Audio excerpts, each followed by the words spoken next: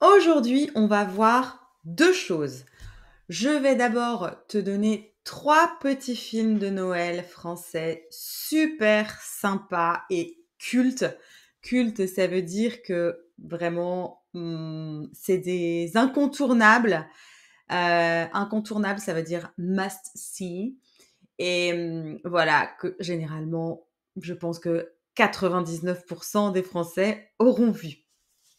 La deuxième chose, c'est que j'aimerais te donner du vocabulaire pour Noël parce que, voilà, déjà ce vocabulaire, il va t'aider à mieux comprendre, les films, mais puisqu'on est aussi dans la période, on est au mois de décembre, Noël, c'est, dans un petit peu plus de 10 jours. Alors je pense que c'est le bon moment pour voir du vocabulaire. Alors, avant de commencer, je voudrais te dire quelque chose. My French Club, cours de conversation de français, recommence en janvier 2025. Mais pour tous les inscrits avant le 16 décembre, il y aura un atelier spécial bonus qui est absolument gratuit, qui aura lieu ce lundi et qui sera parfait pour te préparer pour les cours de conversation.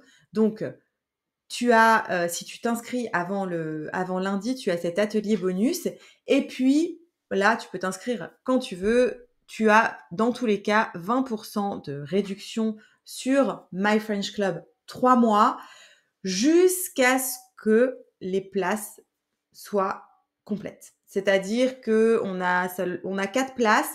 Il y a déjà, une élève anglaise, Faye, qui nous rejoint. Faye, si tu nous entends, trop contente de te voir en janvier. Donc, il nous reste 3 places et je propose 20 de réduction pour les personnes qui s'inscrivent à ce cours qui aura lieu janvier, février, mars, sur 3 mois.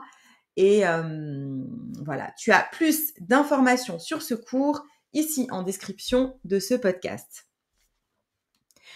Aujourd'hui, on va donc voir 3 films français qui sont parfaits pour Noël. Ce sont des films qui sont vraiment très différents, que moi-même j'ai beaucoup aimé. On retrouve un film avec beaucoup d'émotions, très émouvant. Il y en a un autre qui est vraiment très drôle.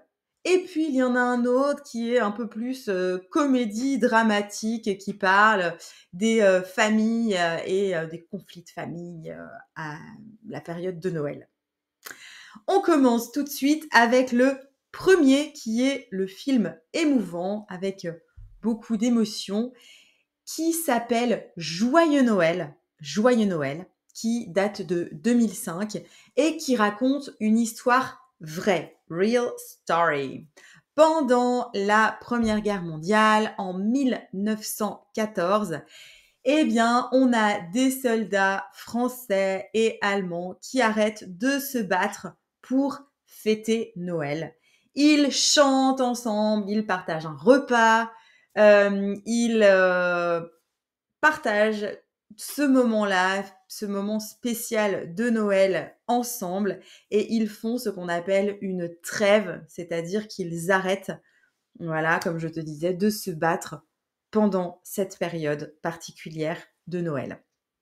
Alors, c'est un film qui parle de la paix, P-A-I-X, qui veut dire peace, et la paix, je crois qu'en ces temps actuels, on en a bien besoin. Donc, ce film, il nous montre que même pendant une guerre, la période de Noël peut apporter de la paix.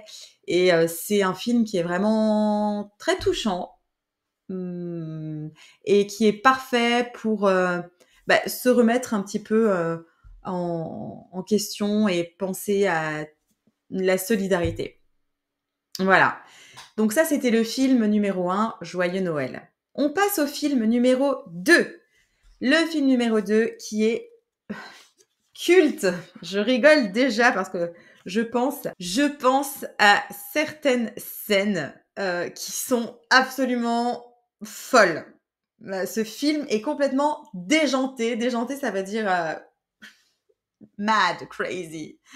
Le Père Noël est une ordure, ça veut dire Santa Claus is a trash. Alors, c'est pas du tout un film que tu dois regarder avec tes enfants parce que bon, il est pas non plus, c'est pas un film d'horreur, hein, mais il a quand même quelques scènes assez assez spéciales. C'est un film pour adultes et c'est un vieux film de 1982. C'est quand même une comédie. C'est ça se passe la nuit de Noël. Il y a des personnes qui téléphonent à l'association SOS Amitié, SOS Friendship, et pour demander de l'aide.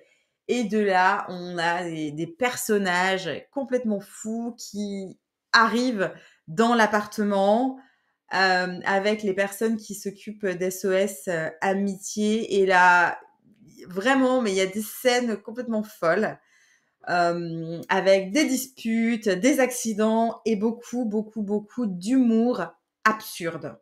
C'est vraiment très absurde.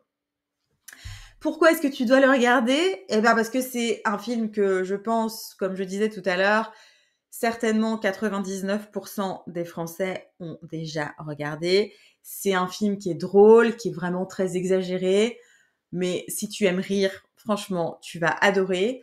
Après, je te conseille quand même de mettre les sous-titres. Il y a des scènes qui peuvent être un peu rapides.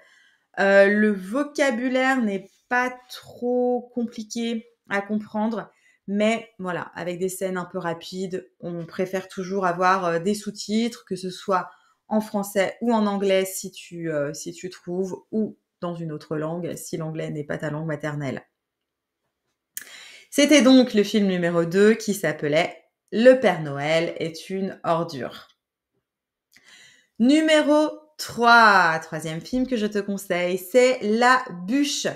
Alors la bûche, je t'explique tout à l'heure ce que ça veut dire dans la partie vocabulaire.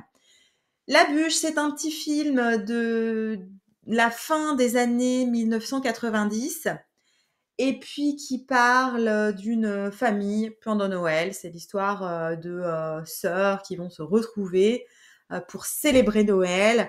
Mais, comme dans beaucoup, beaucoup de familles, pour ne pas dire toutes les familles, on a toujours beaucoup de secrets de famille, de souvenirs de famille. C'est un film où les personnages vont parler d'amour, d'argent, de leur enfance. L'enfance, c'est childhood. Et c'est un film qui montre que Noël, c'est pas toujours parfait, mais que ça reste quand même un chouette moment, a nice moment, un chouette moment pour être ensemble. Pourquoi est-ce que tu dois le regarder? Parce que c'est un film qui est assez réaliste, comme je te disais, hein, avec les disputes de famille, surtout quand on a bu un petit verre de vin ou de champagne en trop et que on commence à parler politique. Bon, là, c'est pas le c'est pas forcément le cas du film, mais c'est le cas dans beaucoup de familles françaises où on a un petit peu bu et ça dérape parfois.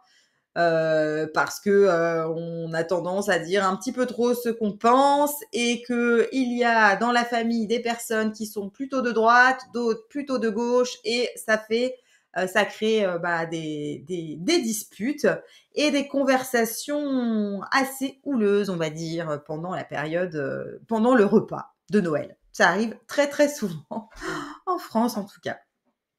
Voilà. Alors, maintenant, on passe au vocabulaire. On va commencer par la bûche de Noël. La bûche de Noël, B-U avec un accent circonflexe, C-H-E. La bûche de Noël, qu'est-ce que c'est? C'est un gâteau en forme de morceaux de bois. Je ne sais pas si tu as une cheminée, mais si tu as une cheminée, tu vas généralement recevoir dans ton hangar ou dans ton jardin, tu as du bois coupé. Ça, ce sont des bûches, d'accord? Les gros morceaux de bois coupés, ce sont des bûches. Donc, en fait, c'est un gâteau qui a la forme d'une bûche, qui est souvent au chocolat, mais qui peut être aux fruits, qui peut être vraiment, maintenant, il y a des plein, plein, plein de parfums.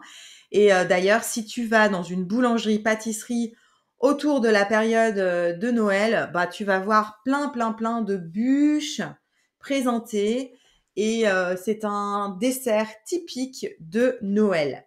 Et d'ailleurs, moi, je me demande si cette année, je ne vais pas faire une bûche de Noël moi-même parce que pour mon anniversaire, on m'a offert un Thermomix et depuis que j'ai ce Thermomix, je cuisine tout le temps. Moi qui détestais cuisiner, j'adore ça maintenant avec l'aide du Thermomix. Et du coup, ils ont des super recettes sur les bûches de Noël et je commence à me poser des questions. Donc, si tu as des idées, n'hésite pas à m'envoyer des recettes de bûches de Noël que tu as déjà peut-être cuisinées avec le Thermomix si tu l'as. Alors, bon, on ne va pas parler des mots de vocabulaire trop faciles, mais quand même, plutôt que dire l'arbre de Noël, généralement en français, sache qu'on dit le sapin de Noël. Le Christmas tree, c'est plutôt le sapin de Noël. Et voilà, c'est l'arbre de Noël que l'on va décorer avec des boules, avec des guirlandes autour du sapin et des lumières et une étoile généralement tout en haut du sapin. On a bien évidemment des cadeaux au pied du sapin et on a le Père Noël, Santa Claus, qui va venir nous rendre visite dans la nuit du 24 au 25 décembre pour nous déposer les cadeaux.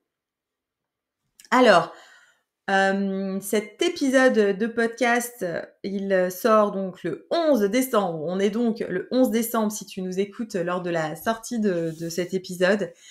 Et ça doit faire peut-être 11 jours que tu manges des petits bonbons, des petits chocobons, des petits Kinder dans des petites fenêtres du calendrier de l'Avent. Advent Calendar, on l'appelle le calendrier de l'Avent. Tu as les petites fenêtres et chaque jour de décembre, tu vas manger ton chocolat ou maintenant ils font même des calendriers de l'Avent avec des jouets, des petits jeux. Ils font même le calendrier de l'Avent avec du thé. Je trouve que l'idée est géniale. Et ils font aussi des calendriers de l'Avent avec des produits de beauté. Oh, alors ça, c'est génial. On m'a offert ça il y a 2 ans, un calendrier de l'Avent avec des produits de beauté. J'avais adoré. C'était super. Alors ensuite, qu'est-ce qu'on a pour Noël? On a la messe de minuit. La messe de minuit, c'est le moment, le 24 décembre, le soir du 24 décembre, où on va assister dans notre église de notre village ou de notre ville à une petite cérémonie religieuse qui a lieu spécialement pour Noël. Et pour être honnête, il y a beaucoup de Français qui vont seulement à une messe par an. C'est cette messe-là, c'est la messe de minuit. Et voilà, avant de fêter Noël, il arrive qu'on aille à la messe de minuit. Ensuite, alors ça, c'était le premier week-end de décembre. Tu as dû remarquer les illuminations de Noël. Illumination de Noël, ça veut dire Christmas lights. En fait, début décembre, il y a toujours un jour spécial où on va démarrer ces illuminations et qui vont être installées dans les rues, du village ou de la ville. Et d'ailleurs, moi, j'ai voulu aller dans la ville qui est pas très loin de chez moi avec Gaspard pour assister aux illuminations parce qu'il y avait plein de choses aussi pour les enfants. Il y avait des fanfares, de la musique et je voulais vraiment y assister. Et en fait, il y avait tellement de monde, it was so crowded, il y avait tellement de monde que j'ai tourné en voiture sans mentir pendant 1h40 et j'ai jamais réussi à trouver de place. Donc, on est rentré avec petit Gaspard à la maison et on n'a pas vu les illuminations. Mais en même temps, elles sont là tout le mois de décembre et une partie du mois de janvier. On a encore le temps d'y aller. Ensuite, on a la crèche de Noël. La crèche de Noël, c'est j'ai trouvé la traduction nativity scene, la scène de la nativité, on pourrait aussi l'appeler. C'est donc la crèche de Noël, la petite décoration qu'on va mettre sous le sapin de Noël et c'est une décoration qui représente la naissance de Jésus et on a des petites figurines. Figurines, c'est comme des toutes petites poupées où on va avoir Marie, Joseph, les rois mages et toute la représentation de la naissance de Jésus à Bethléem. Voilà.